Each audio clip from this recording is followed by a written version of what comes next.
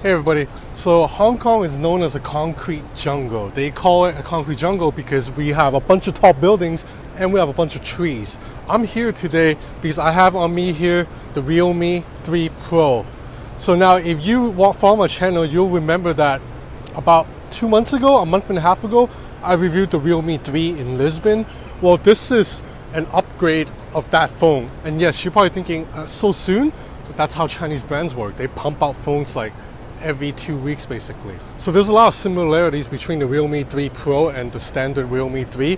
The Pro is about 30 to 40 US dollars more expensive. I don't have the exact pricing yet, but I've been told it's going to be around 200 US dollars. And once again, for the price, you're getting a hell of a lot. Now the biggest upgrade from the Pro to the standard 3 is that the camera sensor has been upgraded to a Sony IMX519. So if you know your phones, you'll know that this is the exact same camera sensor as used in the OnePlus 6T. In fact, the camera hardware is exactly the same. So you have a 16 megapixel lens with an f1.7 aperture and a secondary 5 megapixel depth sensor. And on top of that, you know that Realme, it's part of Oppo, and Oppo and OnePlus are basically linked like this. They're kind of sister companies.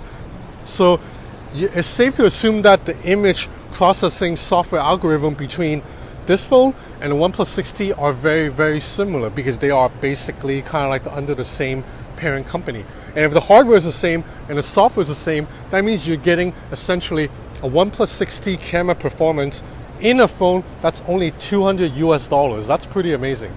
So what else got an upgrade? The Pro runs on a Snapdragon 710. That's quite a jump from the Helio P60 and the P70 that was found on the Realme 3. So that means gaming performance and camera image processing and video processing will be superior because the Qualcomm Snapdragon 710. This is a 10 nanometer chipset. So another area that got a slight makeover, it's the body design. The Realme 3 had a unibody design. It was all one piece of plastic. So the Realme 3 Pro uses a material called composite. I'm pretty sure it's still kind of plasticky, but it feels a little bit heavier, more dense than plastic. In fact, I thought it was glass when I first held the phone, but it's not glass, it's composite. And on top of that, you no longer get a unibody design.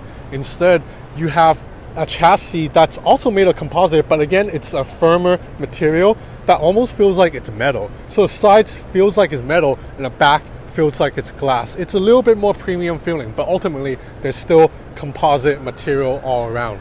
Now, as you can see, I have two different colorways of the Realme 3 Pro here. I have a nitro blue and a lightning purple. Personally, I like the lightning purple better. I just really love this gradient color scheme. And I don't know if you can see right now, but there's a little subtle S pattern as light reflects off the back. And yes, if you're familiar with OnePlus phones, you know this is also seen in the OnePlus 6T. So as I said, Oppo, Realme, OnePlus, they share a lot of components and design language and hardware philosophy. So now around the front, you have a water drop notch. It houses a 25 megapixel selfie camera in there and an earpiece. The earpiece design has also improved from the Realme 3 because I remember when I used the Realme 3 in Lisbon, I had the phone in my pocket a lot and it would just collect a lot of lint.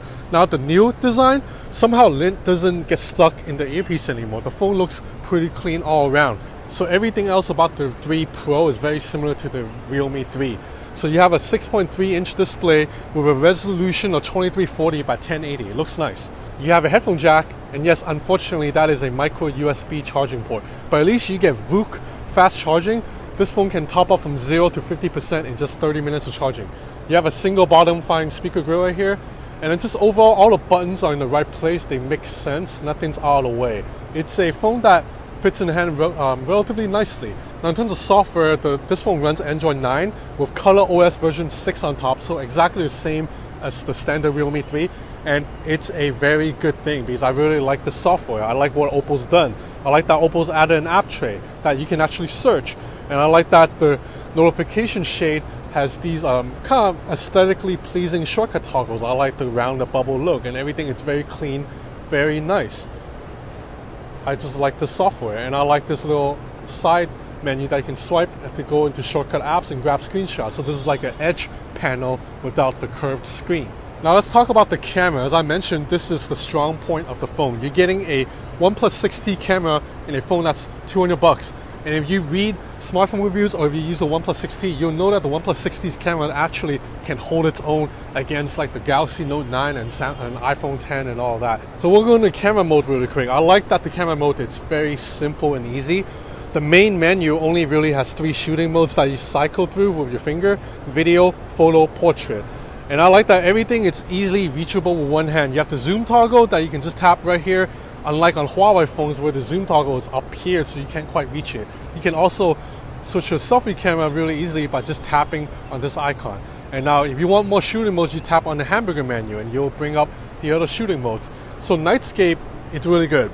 I've already raved about it on the Oppo R17 Pro and the Realme 3, and I think Realme's actually improved it for this phone. So let me show you a night shot really quick. So this is a night shot capture in auto mode. So you see, this is already a really nice looking image. Like, dynamic range is on point.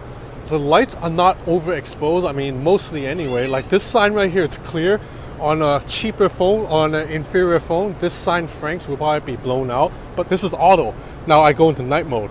Bam. This is like very punchy, right? Now I gotta admit, this looks a little bit like over processed. It looks like it's been put through an Instagram filter, but this is a really nice image. I mean, for 200 bucks, this is a really amazing low light image. And that's not all. I'm gonna show you a couple more samples of Nightscape on and off. So see right here again, this is shot in auto mode. It's already a solid image.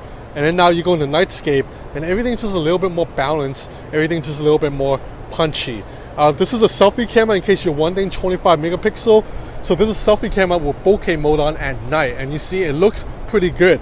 Edge detection, it's a little bit too strong for my liking. Like, we look like we've been copy and pasted onto a background, but still looks pretty nice for a $200 phone to be able to take selfie cameras of this magnitude at night. Now during the day, this is a bokeh shot, and you see edge detection around the ladder. It's completely on point. This is a really clean, really sharp images. So you see, colors are accurate. Like, contrast is good on this, but without being overly punchy like on a Samsung phone sometimes, where it can appear unrealistic. And then right here, check out this night bokeh shot of my girlfriend. I think the bokeh effect looks really nice, very natural. It has a creamy effect to it. I really like how it looks, and you know, the details on my girlfriend's face are okay. This is a night shot on a $200 phone. Impressive. I do find that when you take selfies, it does kind of make your face look a little bit overly processed and plasticky. Like, you know, like my skin does not look this white and this good. This looks a little bit fake. It does not really look like me at all. But I think a lot of people would like this filter and think this is a good selfie. Enough talking for now. I'm just going to show you more photo samples right now.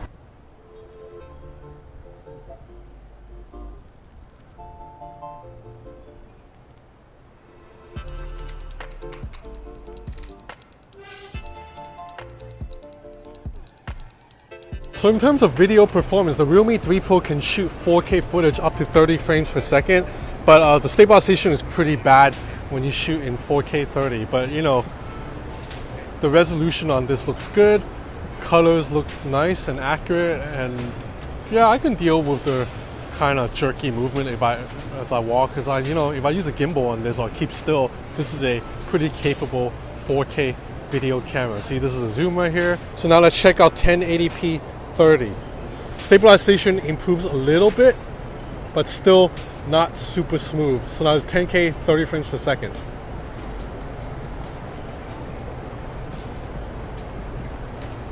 Now let's check out video recording at night. So this is 1080p 30 at night. So pretty impressive, the night video performance, considering there's a lot going on in this scene, a lot of colors, a lot of lights, and also areas that are drenched in shadows. So for a $200 phone to process all this information without really jerkiness and overexposure, it's impressive. Now we'll also check out selfie video at night. This is impressive, man. Now check out the lights on the back, they're not overexposed. Stabilization's decent, I'm walking right now. And that kind of sums up the Realme 3 Pro in a nutshell. This is just an insanely good value. So like I said, I don't have the exact pricing, but I've been told it sells for around 200 bucks, and it will start selling in India and Southeast Asia. Probably by the time you're watching this video, it will already be on sale. So I'm also currently testing the Samsung Galaxy A70, so I have a lot of phones coming up. So if you're interested in these content, please subscribe to my channel and follow me on Instagram at Ben's Gadget Reviews. So that's it for now. Thanks for watching.